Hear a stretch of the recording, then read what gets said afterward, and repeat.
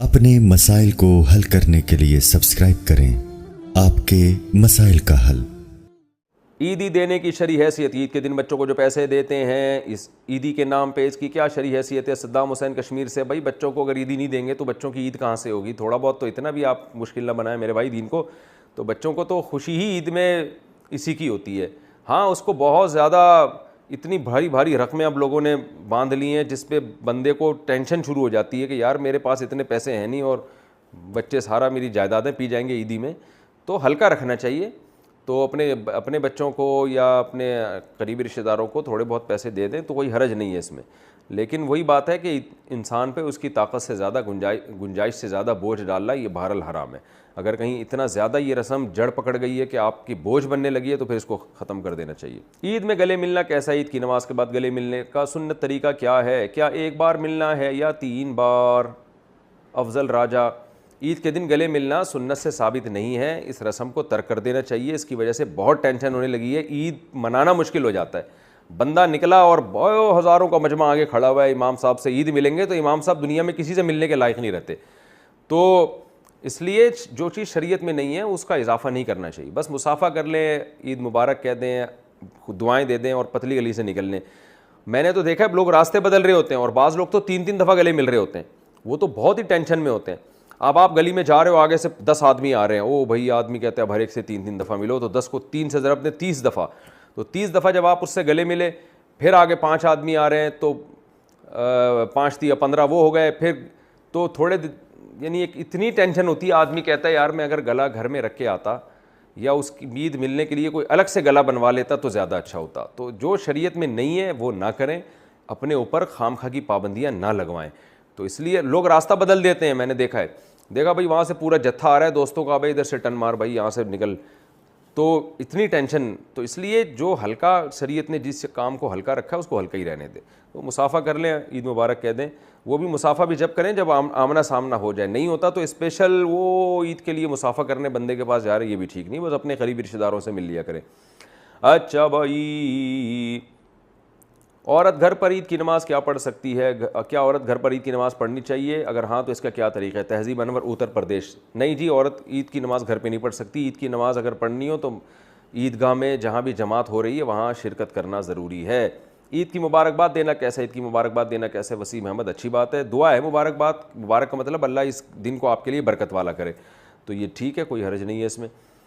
अच्छा भाई, पूरी दुनिया में एक दिन रमज़ान और ईद हो सकती है? चाँद के इख्तलाफ मताले का कहाँ तक एतबार है? एक दोस्त से ये एतराज़ करते हैं कि पूरी दुनिया में कहीं भी चाँद नज़र आ जाए तो सब ममालिक के मुसलमानों को रोज़ा वगैरह रखना चाहिए वगैरह वगैरह।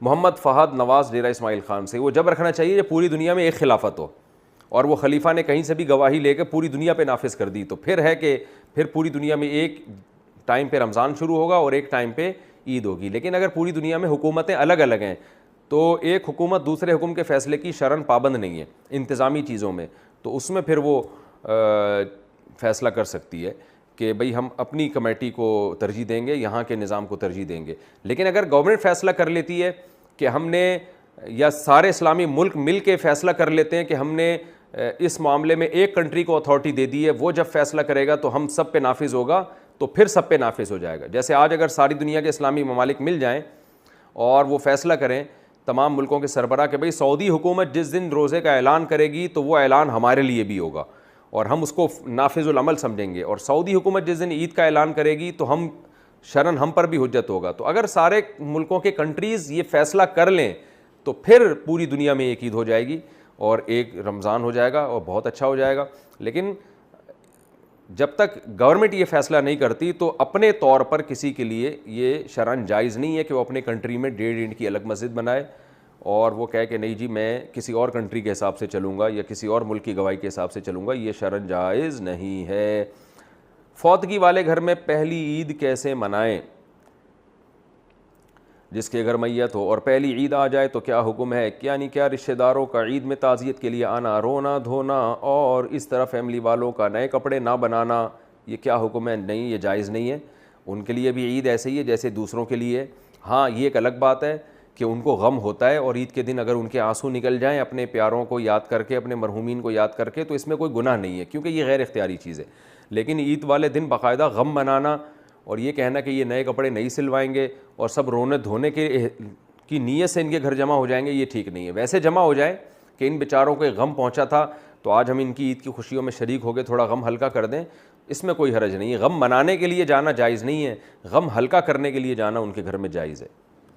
بقرعید کی رات عبادت کی فضیلت کیا 9 ذی الحجہ یا شب بقرعید یعنی دونوں عیدین جو ہے ان کی عبادت کی فضیلت ثابت ہے؟ تنویر خان، جو عید الفطر یا عید الاضحیٰ کی رات کی عبادت کی فضیلت ہے یہ کسی بھی صحیح حدیث سے ثابت نہیں ہے، اس بارے میں روایات ضعیف بھی ہیں اور حد درجے کی کمزور روایات ہیں اور قیاس کے بھی خلاف ہیں۔ قیاس کا مطلب جو دوسری دیگر احادیث سے جو مضمون مترشح ہو رہا ہے اس کے بھی خلاف ہے۔ مثال کے طور پر جب رمضان ختم ہوتا ہے تو اپنے تمام لوازمات کے ساتھ ختم ہوتا ہے، رمضان کی دن کی جب روزہ ختم ہو گیا تو رات کی جو عبادت کی الگ سے فضیلت تھی وہ بھی ختم ہو گئی، اور اسلام میں تو دن جو ہے رات جو ہے وہ دن کے تابع ہوتی ہے، تو اس کا بھی تقاضا یہ ہے کہ عید کی جو رات ہے وہ دن کے تابع ہو، تو عید کا دن جب عبادت کا دن نہیں ہے، کوئی عبادت کرے تو اچھی بات ہے، وہ تو کبھی بھی کر سکتا ہے، لیکن وہ الگ سے کوئی فضیلت نہیں ہے، تو ایسے ہی رات کی بھی فضیلت نہیں ہوگی۔ اور ویسے بھی جب عید کی رات کو آپ عبادت کثرت سے کریں گے تو پھر عید کا دن جو صبح قربانی کرنی ہے اور جو ایک سیلیبریٹ کرنا ہے اس دن کو جو منانا ہے وہ بھی آپ کے لیے مشکل ہوگا۔ تو اس بارے میں احسن الفتاویٰ میں حضرت مفتی رشید احمد صاحب رحمہ اللہ تعالیٰ کا بڑا مدلل رسالہ موجود ہے، اس میں انہوں نے دلائل سے یہی ثابت کیا ہے کہ عیدین کی رات کی جو فضیلت ہے وہ ثابت نہیں ہے، لہذا اس کو سنت سمجھنا ٹھیک نہیں ہے، اس کی فضیلت بیان کرنا ٹھیک نہیں ہے، چاہے وہ بقرعید ہو چاہے وہ عید الفطر ہو۔ لیکن بہرحال مسئلہ اختلافی ہے، اگر کوئی عالم اس کی فضیلت کا قائل ہے تو ہم اس کو بدعتی نہیں کہیں گے بلکہ یہ کہیں گے ان کا اس مسئلے میں اختلاف ہے۔ تو جو ہماری رائے تھی وہ ہم نے آپ کے سامنے پیش کر دی، اگر کسی کی رائے اس کے خلاف ہو تو بھی ٹھیک ہے، وہ کوئی عام آدمی کو اس کی رائے سمجھ میں آتی ہے ان کی رائے پر عمل کر لے، لیکن علماء کے خلاف زبان درازی کرنا اختلافی مسائل میں کہ ابے ان کو تو کچھ پتہ ہی نہیں ہے، ابے ان کو کیا پتہ حدیث کا، ابے یہ بدعتی ہیں، ابے یہ مفتی طارق مسعود جو ہے نا یہ ایک نئے مسئلے لا رہا ہے، تو یہ یا کسی اور بڑے عالم پر آپ اعتراض شروع کر دیں، ہم تو چھوٹے آدمی ہیں، تو یہ طریقہ ٹھیک نہیں ہے، اختلاف کو اختلاف کی حد تک ہی رکھنا چاہیے۔ تو ہماری رائے یہی ہے کہ عیدین کی جو رات کی عبادت ہے وہ کسی مستند روایت سے ثابت نہیں ہے۔